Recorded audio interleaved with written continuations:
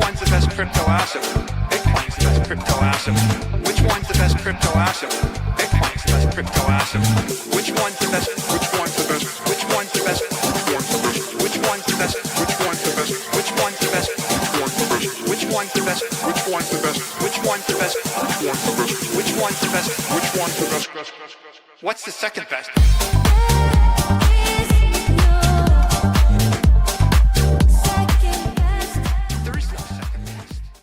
This is Discover Crypto. Every day on this channel, we teach you how to make money with digital assets. And today, major show, we got to talk about XRP. Did they just get a nail in the coffin? What is going on with Bitcoin's price? And also the perpetual DEXs, the Asters, the Hyperliquids. What is going on with that ecosystem? We're seeing a little bit of a dump. Is this an opportunity?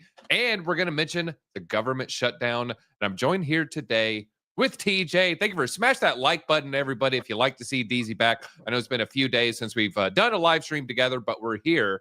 TJ, how are you doing today? I'm doing great. Happy to be back. We had a good time yesterday with the chat. We did miss you. Glad you're feeling better today. Hopefully everybody's back to full speed and full steam. And like he said, we are still trying to get out of the figurative YouTube jail. It just hasn't been the same since they gave us those strikes and banned us. So we're still on the edge with 2 strikes as far as YouTube's concerned. So if you guys can let them know that you like this content, hit that like button early and often, tell a friend. We'd really appreciate it. But yeah, big topic today is XRP dead. I know we've got a lot of XRP viewers in the chat. And we've got XRP very polarized. We've got a lot of XRP haters, people saying never say anything good about XRP, and a lot of people saying XRP is the next greatest thing. And I did answer this yesterday. Where's Josh?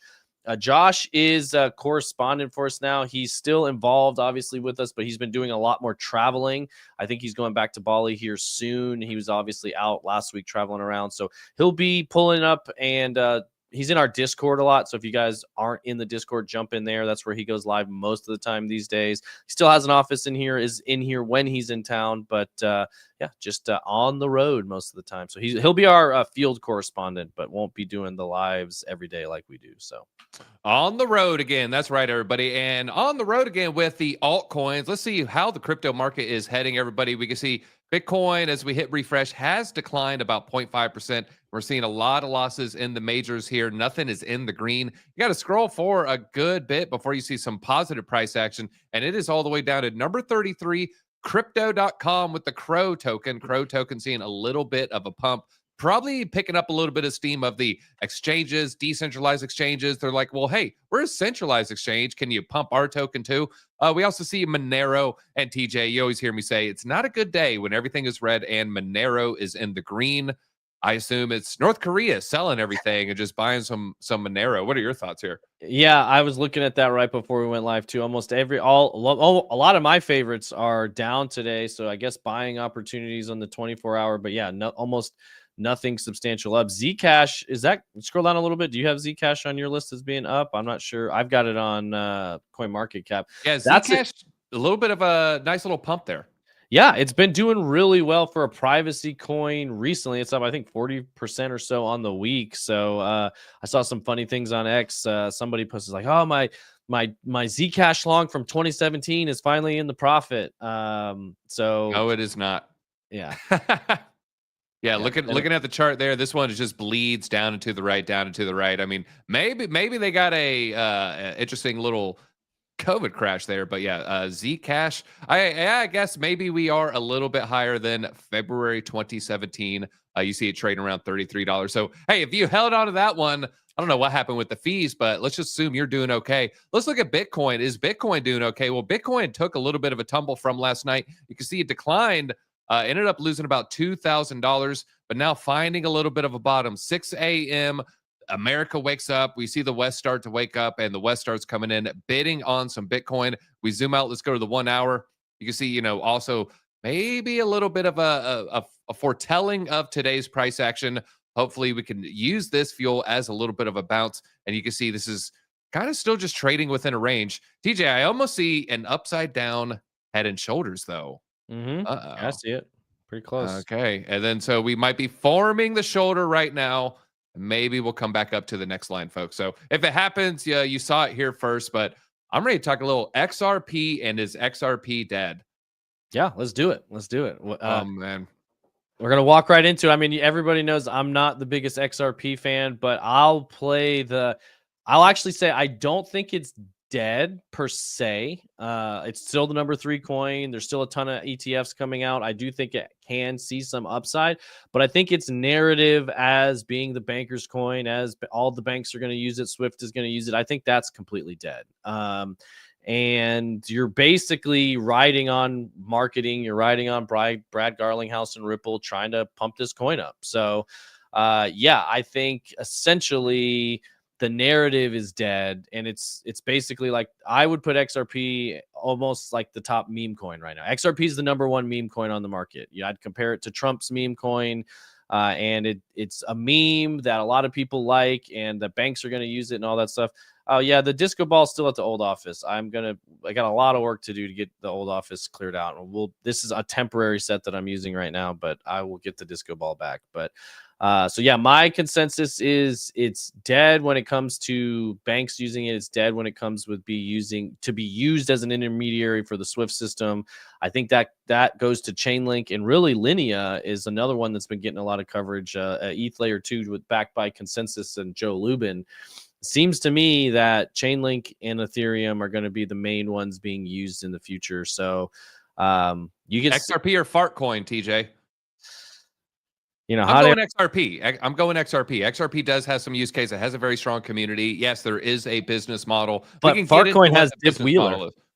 Oh, that's true. And a better name. I will say it has a better name. Now, let's talk about this narrative here. Is XRP dead? Then we're going to go into, our thoughts on the matter, kind of talk about the Chainlink versus XRP narrative. Swift is the bank messaging system. This is how banks communicate to each other. And so if you do a transfer, this is how it is understood. This is how it implements within the financial system. So Swift is using the XRP narrative, just officially collapsed. So Swift, the narrative for XRP, for a lot of people, I'm not saying everybody feels this way, but we've even seen it from the CEO, for instance. Swift will use XRP. Well, now that narrative is done. It is dead in the water. So Swift's new blockchain ledger announcement has thrown cold water on the long-standing narratives that would one day replace the global payments giant or be used for payments. Instead, the financial messaging leader is moving to reinvent itself in the new blockchain era. At its annual conference in Frankfurt, Germany, Swift unveiled plans to add a blockchain-based shared ledger to its infrastructure stack. Notably, over 30 financial institutions support this infrastructure. Some of the big names, JP Morgan, HSBC, and Deutsche Bank. I know you've heard of Deutsche Bank yourself. Now, the ledger will serve as a real-time, always-on log of cross-border transactions. The prototype design in collaboration with Consensus, TJ. Now, throw out that ETH2 for just those who didn't hear it first time. Oh, Linea. Sorry. Linea. You might see, maybe some with Linea and Consensus and Swift in the future. Moreover, smart contracts will govern transaction rules while the ledger records and validates payments across the networks here. Now, notably for years, Ripple has marketed XRP and its technology as the faster, cheaper alternative to Swift. Pantera's Capital CEO had recently summarized this view on CNBC, saying Ripple going after Swift. Ripple executives also embrace this framing. VP said Ripple is building a Swift-like update, while CEO said the XRP ledger could capture 14% of Swift's transactions volume in 5 years. So now, yeah, and that's what GT3 is saying here. XRP is meant to replace Swift, not work with it. So that's what he's holding on to. So go ahead. Yeah, a lot of nuance. And what does this look like, though? Now, specifically, here's kind of what the detractors are saying. We're going to look at Chainlink God here, Zach Rhines, friend of the channel here. He wrote on X that XRP maxis just got completely blown the F out by Swift's moves. Another commentator marked that Swift has literally destroyed the XRP thesis. Do you agree with the statement that Swift has literally destroyed the XRP thesis here? I mean, no, because I think that thesis is somewhat of a moving target. So the thesis that it's going to be used for interbank transfers most likely is destroyed, but they keep kind of moving I think it's a moving goalpost somewhat. So again, I do think it can go up, but I don't think it's going to be relevant and used, especially as they're getting close to Ripple IPO. It's good for Ripple. XRP is great for Ripple and XRP holders. I just want to be clear. I'm not rooting against you. I do want you guys to make money. I hope it hits $4, $6. I hope you guys make gains on it. I really do. But it's not something I'm bullish on in the long run. It's not something that I see continue. Like, I see it fading in relevance over the next 2 to 10 years in crypto, while things like Linea could be gaining, and Chainlink is definitely here to stay. So I'm a big fan of Chainlink, obviously, and a lot of the kind of back and forth on XRP is between Chainlink Marines and XRP armies. I'm more in the Link Marines camp. I've been that way for a very, very long time. But you guys, hey, you rode it from 50 cents to what is that now? Almost $3, $2.84. I could see you guys getting to 420. I could see you guys hitting, $5, maybe $6. That's possible with all these ETFs. That being said, I do want to be careful with the ETF stuff. We covered it yesterday. It's definitely a big news when ETFs become available. That's a new vehicle for institutional money to get into crypto. But just because an ETF exists doesn't mean you're going to see huge pumps, if that makes sense. So BlackRock doing a Bitcoin ETF, that matters a lot. BlackRock doing an Ethereum ETF, that matters a lot because they're going to be pushing those to their clients. But just because we're going to see 10 XRP ETFs and 8 Solana XRP ETFs, we're going to see basket ETFs. Those all matter, but they're not the same weight as what we've seen with Bitcoin ETFs. So I just want to be careful with everybody thinking an ETF is going to come in and save them. It's not. It's relevant and it definitely needs to be covered. It's good for pumps, but I think we're going to see a lot of people. The people that want to push up XRP the most, obviously, are people that hold a lot of XRP, and what they want to do is sell it. And so, again, if Ripple thought XRP was the future of finance, why are they constantly selling it? Why aren't they buying it like people are doing with Bitcoin? That's a pretty easy thesis there. All right, now I'm gonna read some of your guys' comments because some of these comments they're coming in cold and raw.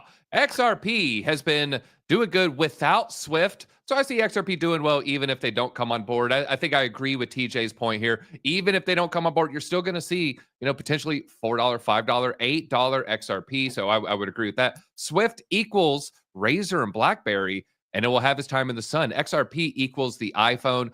One small distinction: Swift is enabling blockchain technology, so that's like maybe if Razer pivoted to a full screen phone or BlackBerry pivoted to getting away from the keyboard, I would agree with that statement there. But it does seem like they're trying to get with the times here. Maybe they're more like a Samsung, everybody. And ETF will wreck the market. Well, watch last night's video. Sometimes it pumps or sometimes it dumps into a pump. That's what we saw with gold. That's what we saw with Bitcoin here.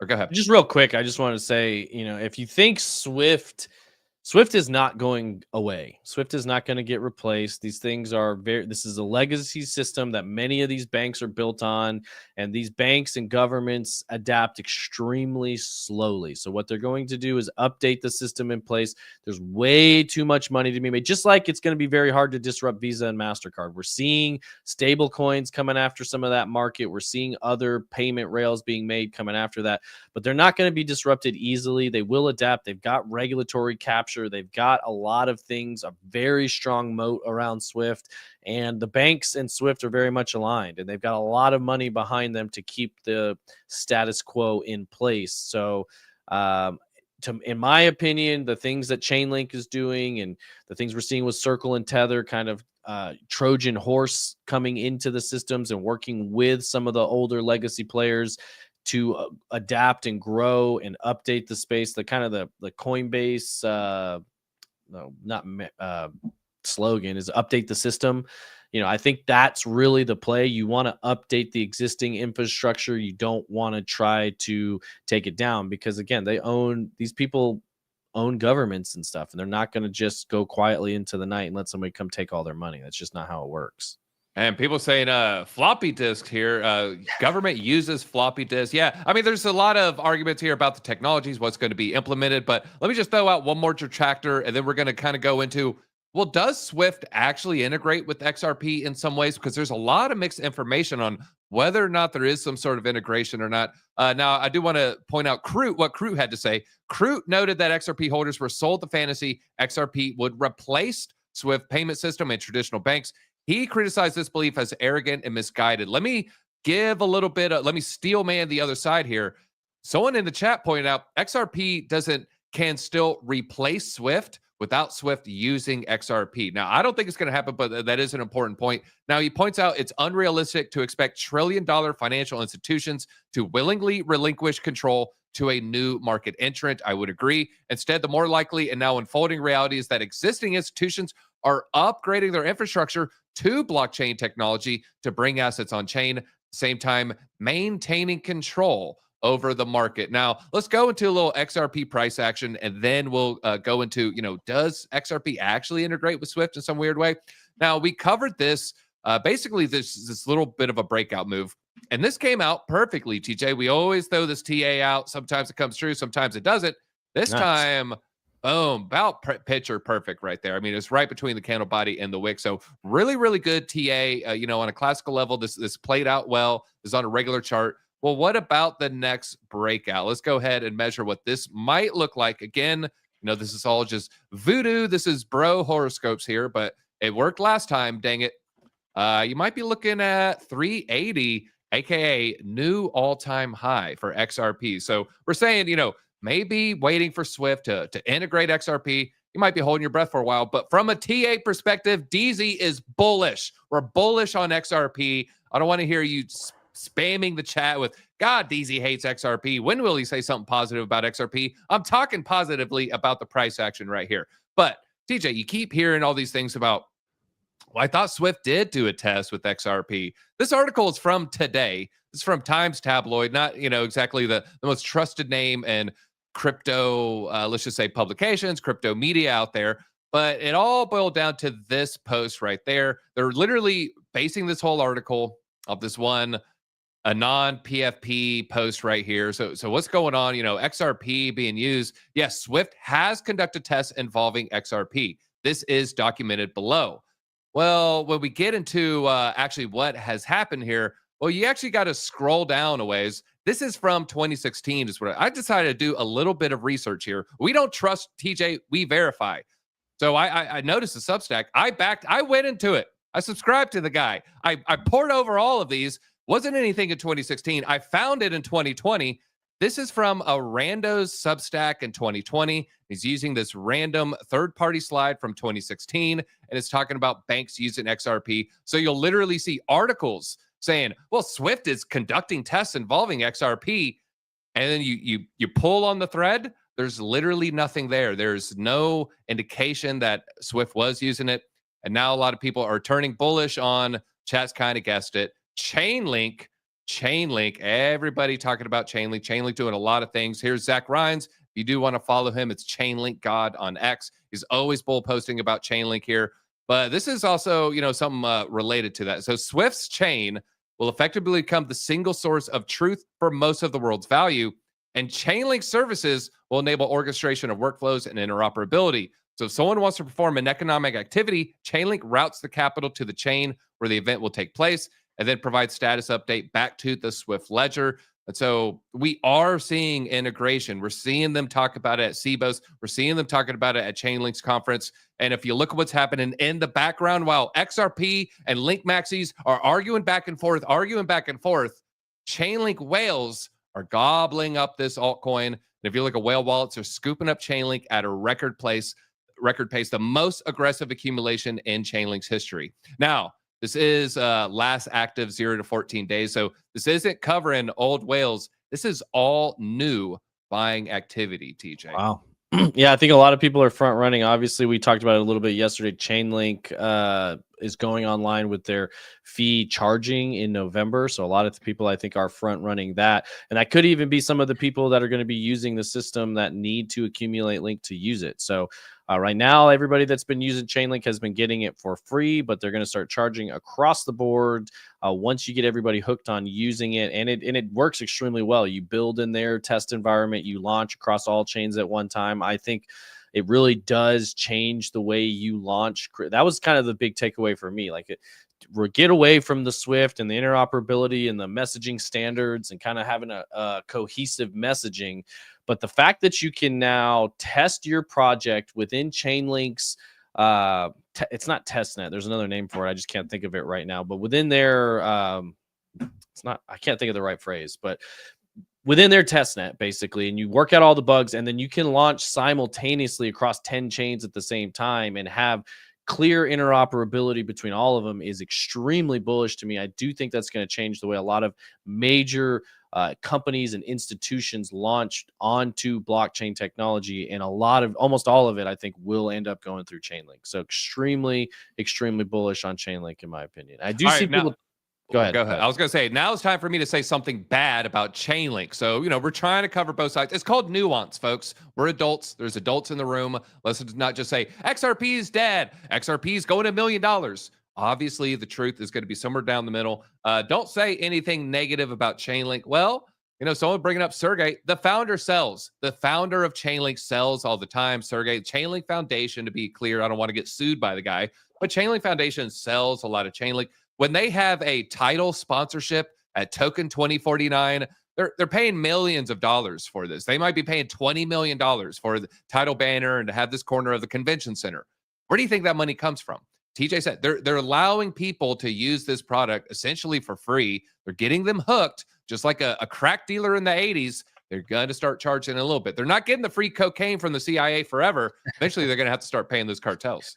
But they have been doing buybacks recently. I think that started a lot in the last 30 to 60 days, and they've been buying back on the treasury and kind of growing that with the revenue that they've got. And again, guys, revenue. And here's another thing I'll say for XRP. One of the best things it has is a set supply. I think that was kind of paramount early days in crypto. Limited supply was one of the main things people were drawn to, like what we see with Bitcoin. Cardano also has a limited supply, but Bitcoin, Cardano, and XRP, the only top 10 chains that have a set supply, which obviously over time it bodes well for those projects. Yeah. So I'll give it that. Now, the other thing that I think is going to matter a lot going forward, and you guys hear us talk about it all the time, is revenue. And Chainlink has revenue, and they take that revenue and they buy the token back. And we've been seeing that has been a winning strategy within crypto as of late, really since, these past couple of years. I would say you were seeing that happen more and more, where tokens that are producing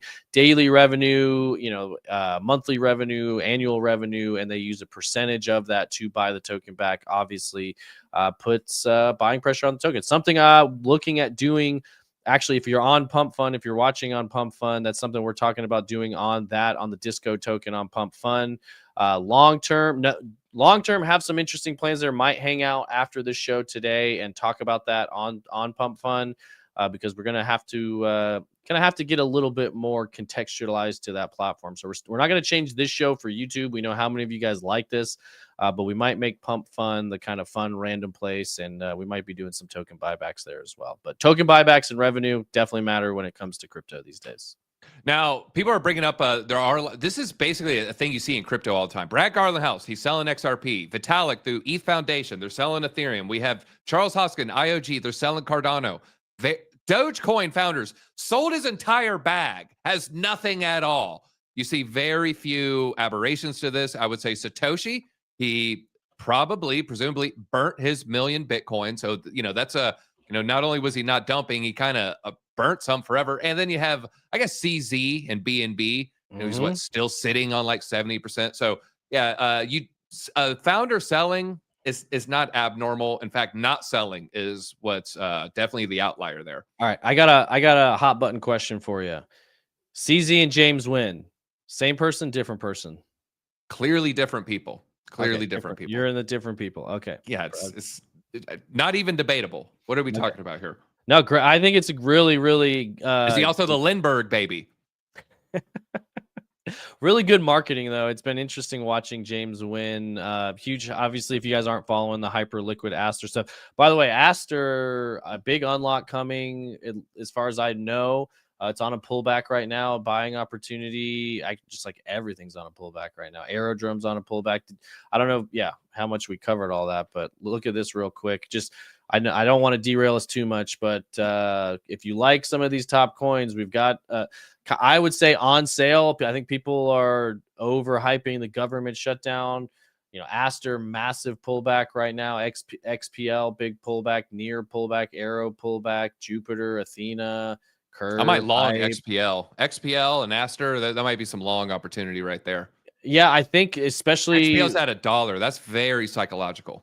Yeah, especially going into what looks like a government shutdown. I know you're working on how to trade the government shutdown video for tonight, but it looks highly probable. I think it was over 80% on Polymarket that we're going to see government shutdown tonight or tomorrow. Last time, I think it was around a month or 30 days or something like that. So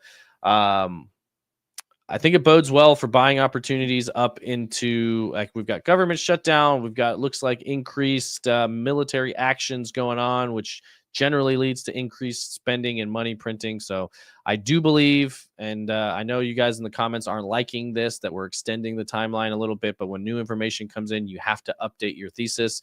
And I do believe, based on what I'm seeing macro-wise, a lot of this run is going to continue into 2026. I still think Q4 will be bullish, but I think government shutdown, a lot of the big, beautiful bill printing doesn't kick in until next year. And the money printing and the macro easing environment is really what sends our bags even higher.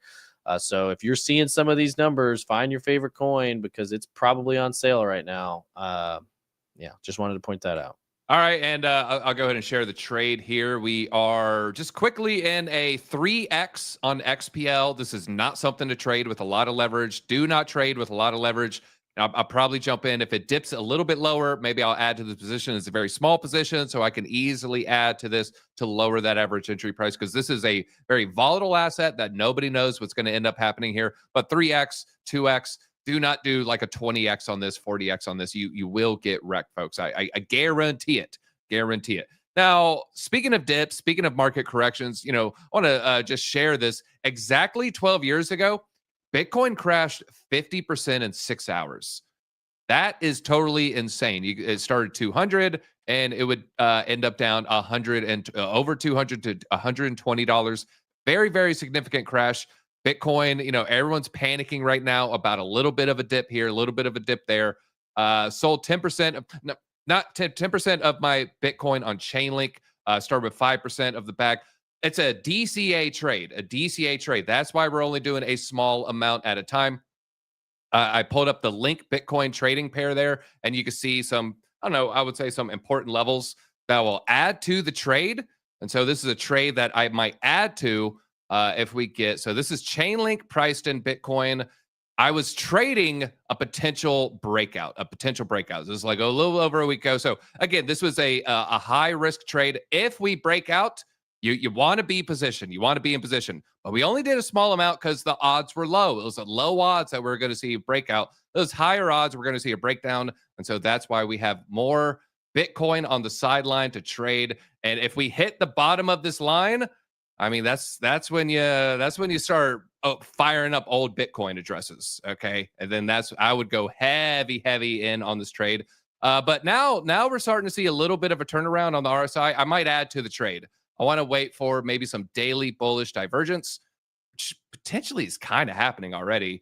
I might add to it. I want to see a little bit of a stronger of an uptrend.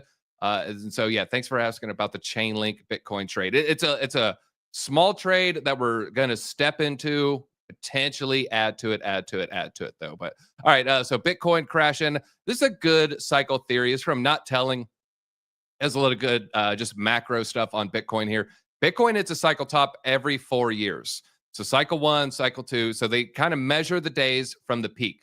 366 days from the peak to the halving. And cycle 2, 526. And then cycle 3, 548. So that's when it would go from the peak to the halving. So cycle 4, right now we're 524 days. But this is his thesis here. Cycle 3 took 22 days longer than cycle 2. This implies cycle 4 will take 22 longer days than cycle 3. Interesting theory, just kind of going along, adding 22 days. That would give us a cycle peak 1111, although it could easily be more than 22 days. So this is consistent with all past cycles that peak in November or December. What's also interesting, the big final move happened right after Bitcoin touch the 200-day EMA.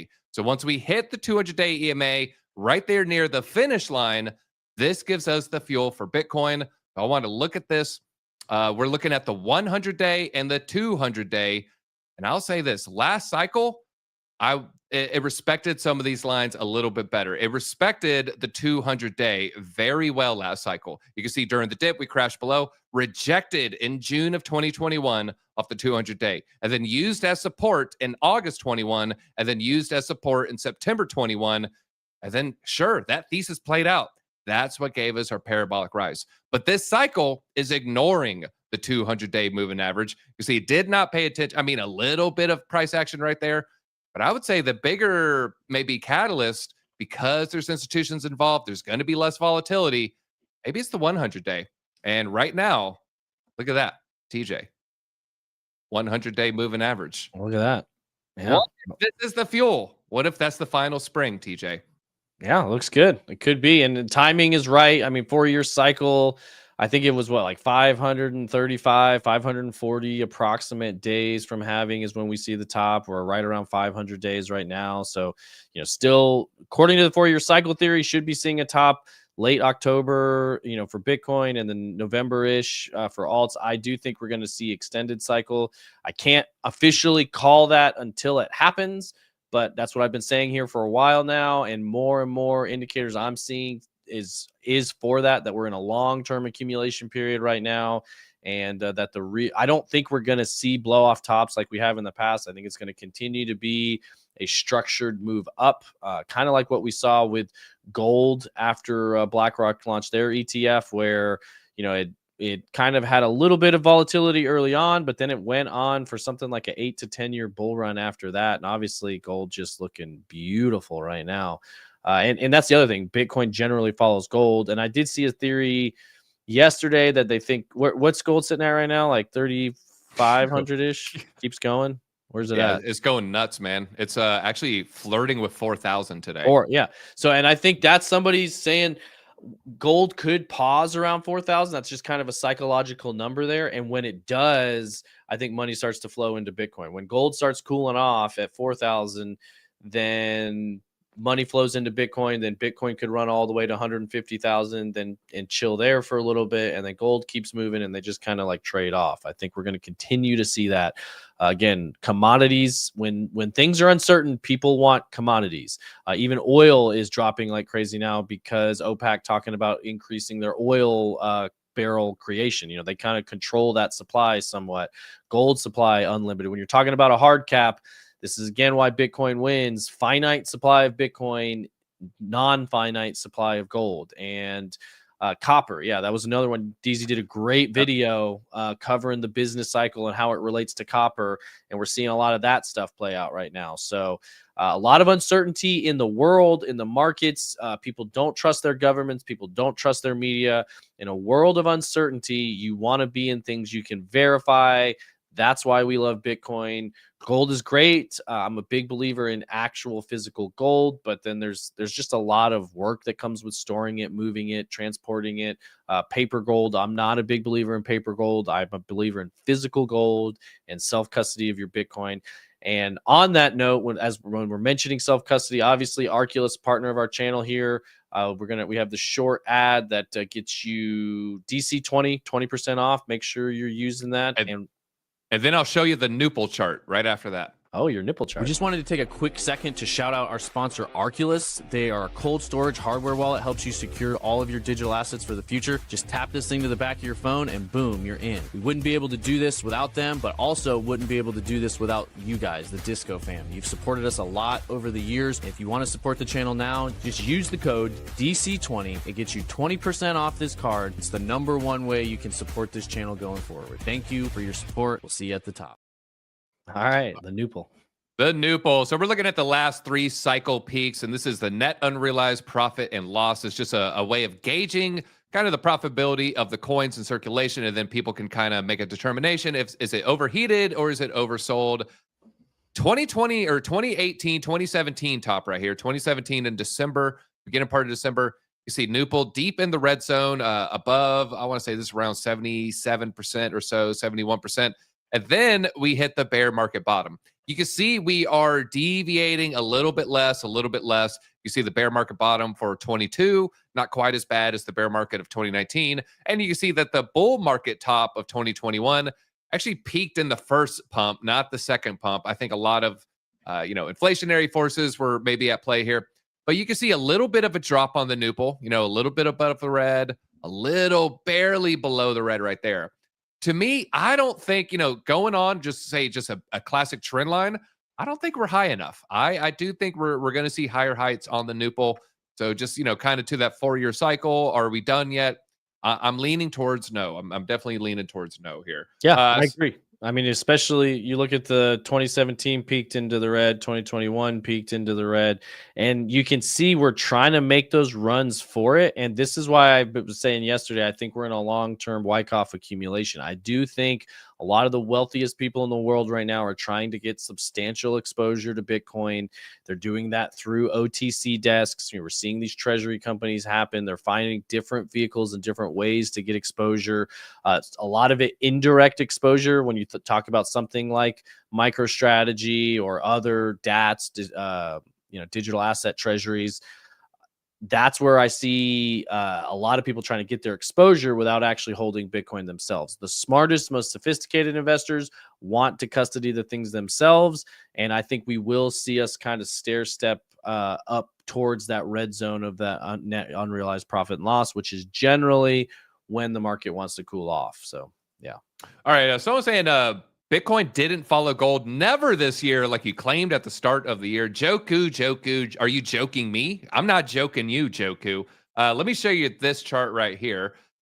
There's an 8-week lag. We've been covering a lot of the M2 money lag. We've covered the gold money lag, and there's a strong correlation. There's a very, very strong correlation once you factor in that lag. So just maybe follow the channel. We have been updating some info. We see updated gold charts, updated M2 charts, etc. So just follow along. Make sure you hit those notifications, and you got to be locked in because this is that parabolic phase of the bull run where you got to be eating, sleeping, breathing crypto. Your future self will reward you, especially when we see things like this Tether. This is a normal purchase.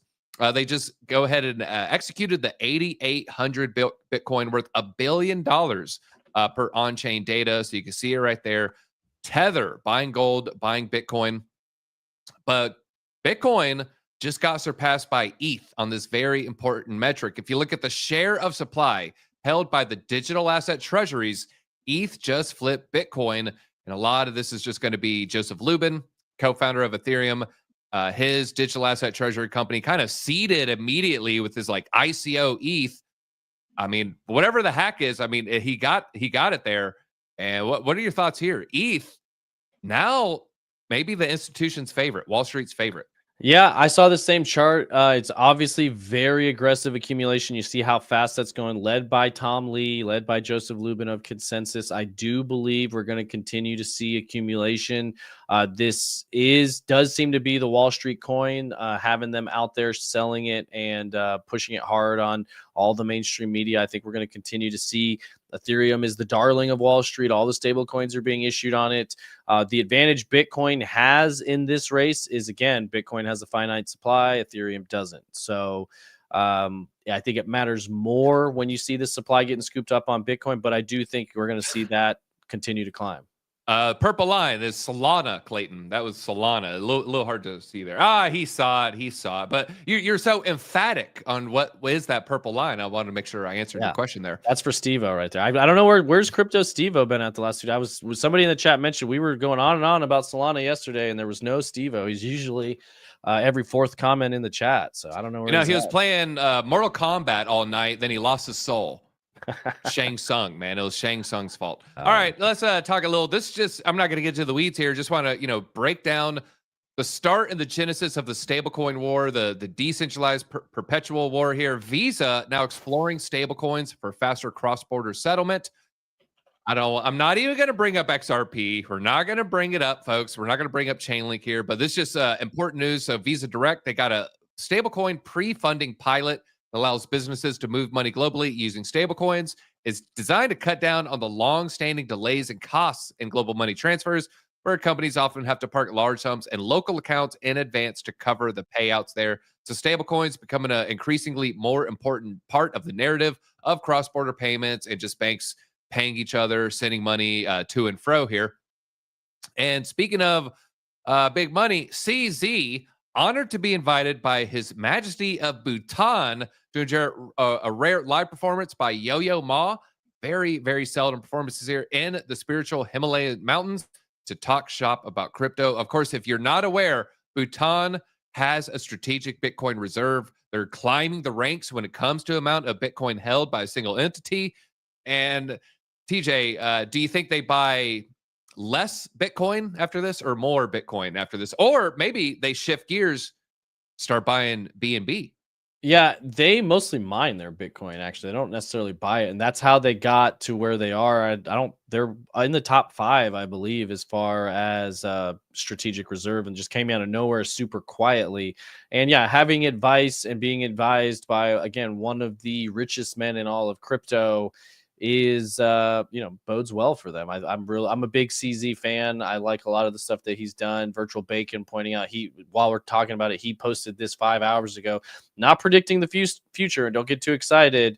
September in my first crypto cycle, he's pointing out what happened basically October 2017, and Virtual Bacon pointing out that CZ has a more or less perfect record for calling dips and times to buy. So they've got a good advisor on their hands there. Bhutan definitely punching way above their weight class and might end up being the new Switzerland, so to speak, of the digital world, where they've got all the Bitcoin. People thought that might have been an FX series about a Englishman traveling to the east. Now, I do want to comment on his drip. Let's talk about his drip for a second here. Now, very unassuming clothes, unassuming robe. He's got the slick back hair, CVS glasses here. But what are those? Whoa. He's wearing the brown. He's got the lifts on there. Is this bullish or bearish for their Bitcoin reserve? Not bullish, man. I mean, there's a bunch of monks up there mining Bitcoin. I don't know how much more zen can you be than a bunch of bullish Bitcoin miners in the mountains of Bhutan. Sounds like a beautiful life. No shoelaces for either one of these individuals. They ain't got time, man. They're building. Too busy building. Yeah, you don't want to be thinking about how you're tying your shoes. You got way too many bigger, more important things to think about. That's why me and TJ wear the same clothes every day. That's right. Less decisions to make. Decision fatigue is real. I don't got time for all that, man. All right, let's talk about Avant. Now, a lot of people talking about Avant. I do want to look, or Avantis. I want to look at the price action here because they're like, talk about it. And I said, I'm seeing a lot of odd things. Well, ended up seeing a lot of indications of insider selling, but is it? Was it? What is going on? Kelly called it. You got used to no laces from jail. It's true. Oh, burn. Is that okay? So Sam Bankman-Fried he's going to be wearing like flip-flops and loafers too, huh? Totally. 100%. He'd wear the penny loafers, but he keeps plucking the penny off his shoe. I shouldn't say that. That was messed up. Avantis, though, yeah, a lot of price decline.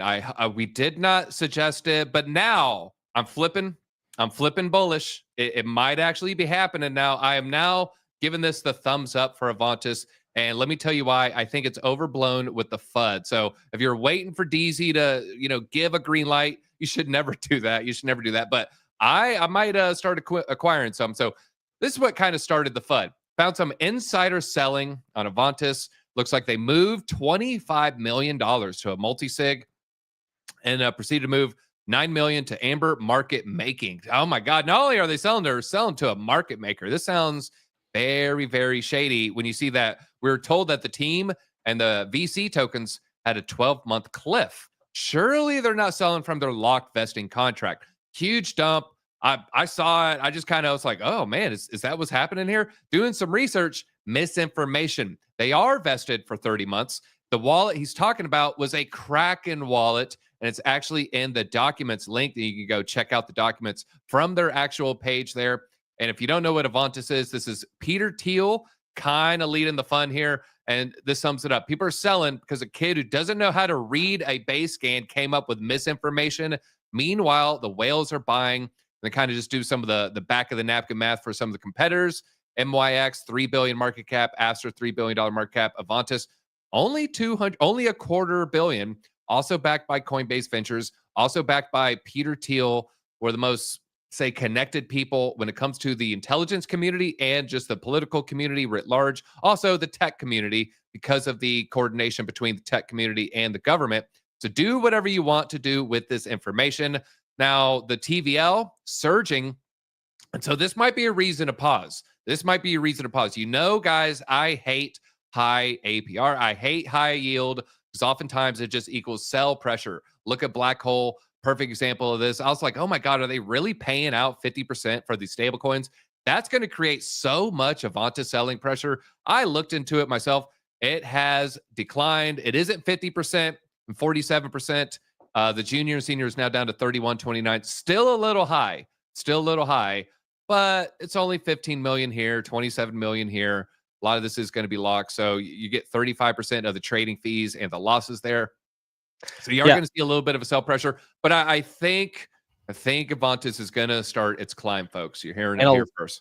A lot of these DeFi platforms, they'll start high, obviously, when they're brand new to attract attention, and then that skews down, like you just mentioned. And also, it doesn't, I don't know for sure. A lot of times you select the rewards, so it's not necessarily paid out always in Avantis either. It's probably, a lot of those rewards are probably paid out in stable coins. I haven't used the platform myself. I know DeFi crypto airdrops in the chat here, they've covered it a lot. They use it a lot. So if you want to check that out, I'm sure they've got some content on their channel about it.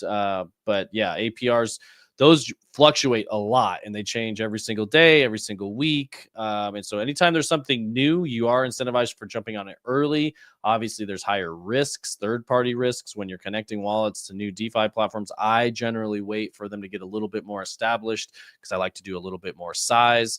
But yeah, I think there's a lot of good news around it. It seems to be a good platform, and like you just mentioned, a good pullback for getting involved with it. And again, if you don't want to buy the token, you can always just use the platform. That's one of my favorite things to be doing with a lot of these new things is Aster. Even you can get in there and farm it. You don't have to just buy the token. So that's worth mentioning as well. Obviously, it takes more. Yeah, Black Hole obviously at a good spot. But we've been seeing volume absolutely exploding on Avalanche in the last 2 weeks. Has been going up a lot. And so with the volume comes those juicy fees. And that's really what we like to see is big fees being generated just from volume. And that's where you get to be the exchange. You get to be the liquidity provider and get paid for providing that stuff. And that's the beauty in it, in my opinion. I love it. I love it. I love it. All right. Well, let's speaking of some of these decentralized perpetuals here, Aster has now surged past Hyperliquid, 8x more trading volume. We're seeing a lot of volume over there. Now, this is from AIXBT. I didn't have time to verify this morning on DeFi Llama, but Aster generating 20 million in daily fees at a $3 billion valuation. So they make 20 million a day, valued at $3 billion. Hyperliquid, 1 million a day, $12 billion valuation. So Aster makes 17x more money while trading at less than half, of a revenue multiple versus Hyperliquid's 28x revenue multiple. Either Aster reprices to 50 billion or Hyperliquid dumps 75%. This is the part I want to share. Probably both. I actually think I like that prediction. Probably both. Yeah, I think it's so interesting to me that everybody's like either or with Aster. I don't know if I believe those numbers that Aster's making in daily fees. Like I mentioned yesterday, you can game a lot of those. If it's Binance can wash trade some of that and generate what looks like those fees. So I want to be careful with running with those numbers. Also, like one day, you take a 24-hour period and extrapolate that out over the entire year. That also is kind of some moon math. I love some good moon math. Don't get me wrong. Just take that with a grain of salt. But I do think there is somewhat of both. The thesis is how much volume Binance, I'd say 80% plus of all the volume in crypto runs through Binance. So if they decide to push some of their volume through Aster, then Aster will perform extremely well. And that's the big question. That's the big thing we have to wait and see is if they decide to do that, it's a slam dunk home run. So for me, that's more or less my thesis. CZ is advising on it. Binance, the team that built Aster are ex-Binance people. And they could kind of be somewhat disrupting themselves. If you don't, Hyperliquid was trying to disrupt some of Binance's business. They can build a competitor and, own the pizza shop on both sides of the street, so to speak. I do think that's most likely the direction it's heading. And, CZ he's got some distance, obviously, between himself and Binance at this point for regulatory reasons and legal reasons. He is an advisor on Aster, and I just wouldn't bet against him. If you guys missed BNB, if you haven't bought that, Aster, in my opinion, is your chance to bet alongside CZ and Binance, which is the #1 exchange in all of crypto, and it's not even close. But I don't know I wouldn't say that you could extrapolate out 20 million a day times 365 and expect that that's the numbers they're doing right now. But they do have good revenue, and that's what matters. They have good revenue and it's growing. And so to me, growing revenue on a project and a strong team. Oh yeah, it's dumping. We were looking at it earlier in the show. What's the bottom? Yeah, what's the bottom of that? I would say I would start loading up longs. I would use 1 hour liquidity sweeps. I would enter here and I would throw in more here. Yeah, that's where I'd be. And a little bit lower too. I would throw in. So like 125. So again, with this stuff, I keep it under 3x, 2x, 3x max 3x. So jump in like 150, 140, 125. I think that would be a good trade. Now, if you're using 10x, you're liquidated. So that's why I'm highly suggesting tight leverage on this one. Yeah, careful with your leverage. If you want to trade on LBank, we've got a link in the description. We get a lot of good rewards if you use our affiliate link. If you're part of the Disco fam, massively oversold. Yeah, you get massive rewards on LBank in there. Use that link. Join our Discord so you can kind of see when we take longs and shorts. Whoa! It's never been this oversold ever. Yeah. So maybe some opportunity here for a scalp. Okay, a scalp. If you're get in, get out, get your profit, run away, run to the hills.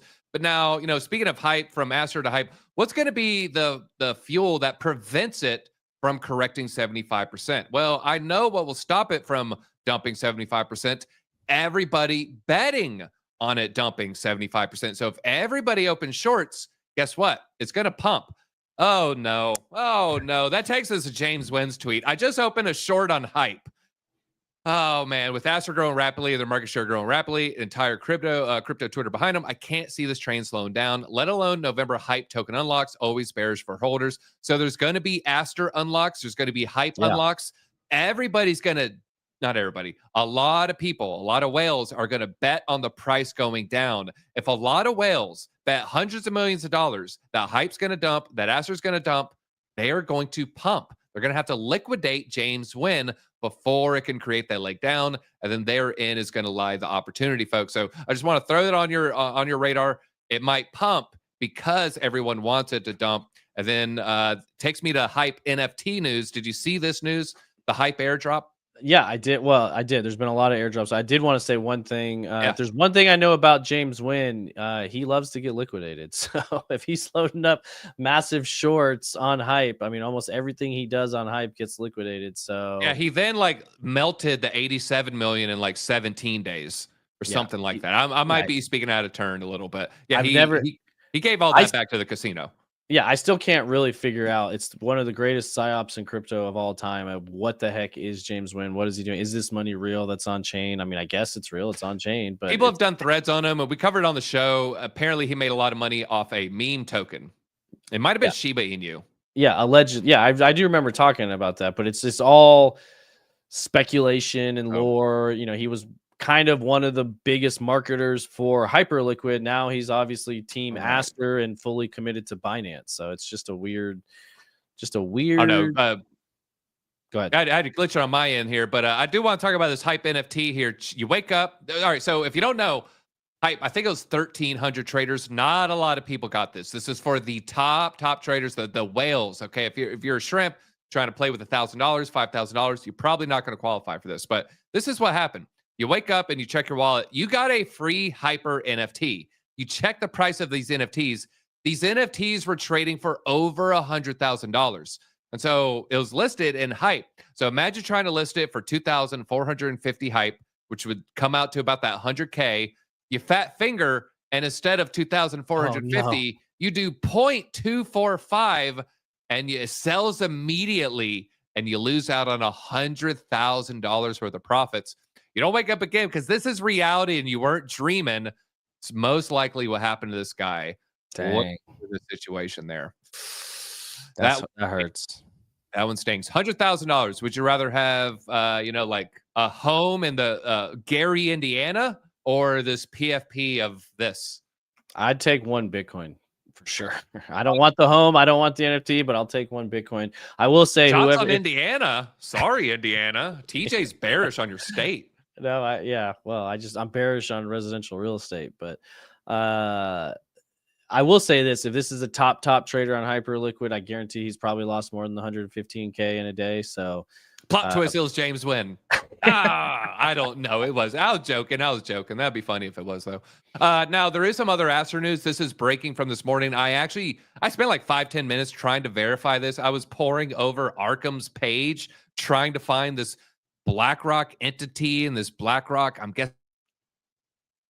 In fact, maybe I'll do some more research later this afternoon, but it looks like 5 a.m. or so, BlackRock may have bought $12 million worth of Aster using Coinbase OTC.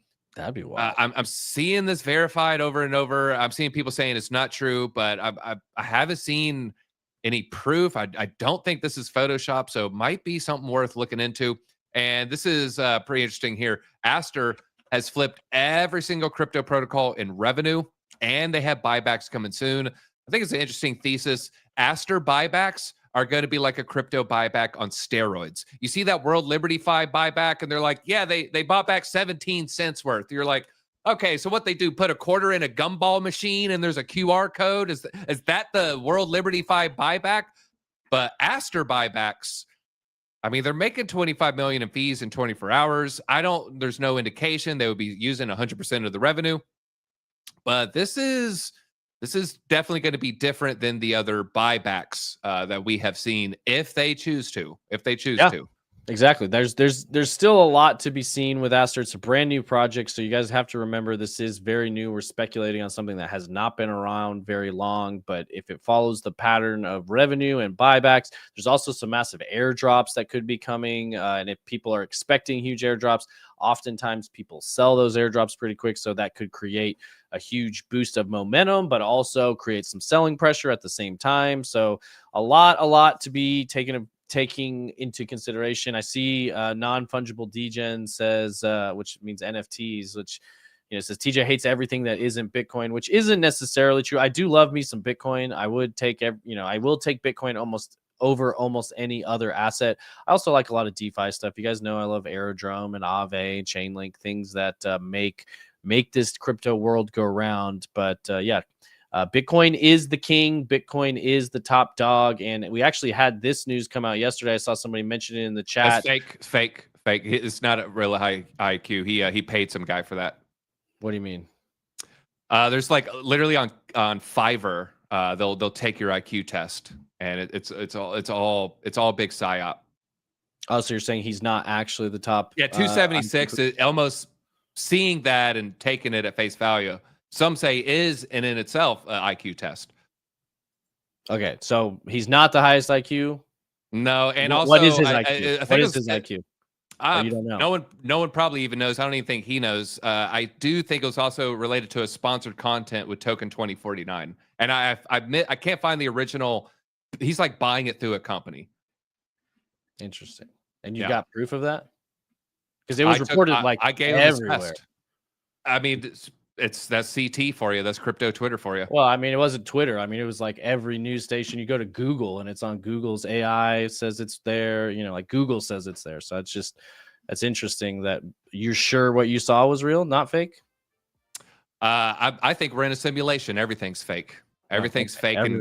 Everything. You know what? Okay. But, somebody who thinks he's the smartest. Let's assume it's real. Let's assume it's real. It is interesting. Yeah, basically somebody who thinks he's the smartest person in the world says he's converted his entire wealth to Bitcoin, and more or less says Bitcoin is the only hope left to save the economy, which that's why I was going to tie back to that. I have that same thesis. I am definitely not the highest IQ person in the world. I'm somewhere in the middle of that bell curve, but I am in that camp of realistically, kind of the Michael Saylor train of thought. You should have more or less all of your net worth, anything you don't need to live your life in Bitcoin for the long term, because it will slowly and continually go up over time.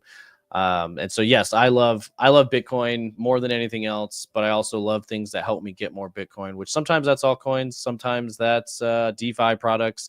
But generally speaking, even the DeFi narrative or the DeFi trades that I'm in, I'm only assessing them in Bitcoin value. I do not care if it's producing me dollars in fees. If those dollars are not turning into more Bitcoin, if I took a Bitcoin and I put it into a protocol and it's earning, black hole, for example, and I'm putting off USDC, I'm putting off black hole, I'm earning these different things. If I can't convert that back into more than one Bitcoin, it's not, then it's a losing effort for me, and it's a waste of time. And it's very hard to see things outside of just Bitcoin. It's very hard to outperform Bitcoin. If you can outperform Bitcoin, you can outperform every hedge fund in the world, because Bitcoin has outperformed every hedge fund in the world. We have been doing that here.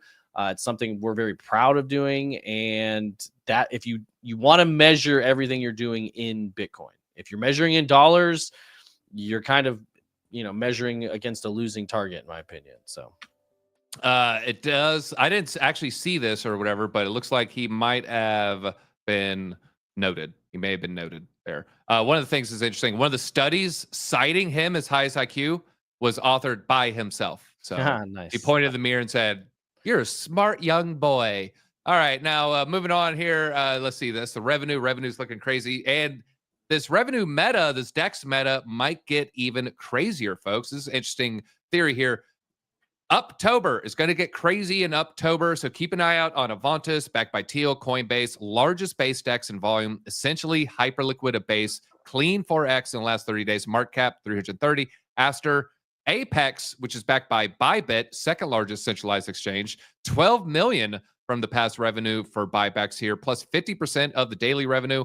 And then we also have Stable, also backed by Tether here, users keeping the yield, buybacks already announced. Wintermute just bought $3 million worth. So that's the other one to keep on your radar. Keep an eye on Stable. Also going to be backed by some large players. And of course, XPL. Keep an eye out on Plasma. Looks like the Plasma TVL soaring right now mid the meme coin frenzy. Yeah, the price has fallen. And maybe it's not the time to get into the meme coins here. There are meme coins on XPL. If you're a trencher, like you're literally in the Discords and you could sell like after a 20-minute hold, then by all means, go make $1 million on the XPL trenches there. But if you go to sleep or you take a nap or you poop without your phone, you're going to open up your account. You're going to be down 80%. So just be very, very careful. Yeah, things move fast in that meme coin world. That is for sure. That is for all sure. right. I do want to give a shout out to what I'm going to be working on today, and a shout out to the Disco fam. They said the thumbnail today is like a Ernest movie poster. That was good. That was good. Ernest was a large part of my childhood in the 90s. Yeah. He had some pretty good movies there. But tonight, we're going to be working on the government shutdown video. I love this meme. I think you shared this, TJ. I support a government shutdown, but government services will stop and officials won't get paid. I already support it. You don't have to sell it to me. So yeah. how to trade a government shutdown. Yeah, great meme. I think I retweeted that same one, so it's on the Discover page. But yeah, government shutdown, again, opportunity in my opinion. Keep an eye out for that video tonight. One thing you guys may need to do if you're an avid follower of this channel, if you haven't hit the like button already, please do. It really helps a lot as we're getting back into the YouTube algorithm. But also the notification button. If you don't have notifications on, that little bell, whether you're on mobile or on desktop, turn notifications on if you want to see DZ's government shutdown video tonight. And sometimes you have to turn it off and turn it back on if you haven't been getting notifications. So if you want notifications, try turning it off and back on again. If you haven't turned it on at all, make sure to go ahead and turn it on. And speaking of meme coins, like you just mentioned, I am going to go ahead and drop the link in here to Pump. I'm going to put it in the chat on YouTube, and I'm going to go ahead and put it in the description too. And I'm going to hang out here for a little while and talk to the people on Pump after, because I know you got to go work on that video, but it's in the link. It's in the description. If you guys are on X, you're probably smart enough to figure out how to get there. So, and this is a great question. A government shutdown, wouldn't it dump the whole markets though? But what if it's priced in? And so the question is how to navigate after the fact. I would say it's dumping the market. What the reason we're down right now is people getting ready for the government shutdown. So, All right. Get ready. And yeah, we'll see you guys over there. I'm going to stop us on YouTube. Yeah. I'll let go ahead and hop off, DZ. You did your Smash thing. that like. Yeah. If I can figure out now, I got to figure out how to stop it on YouTube and not everywhere. I don't know if I can actually. So I'm going to stop it and I'll be right back on Pump.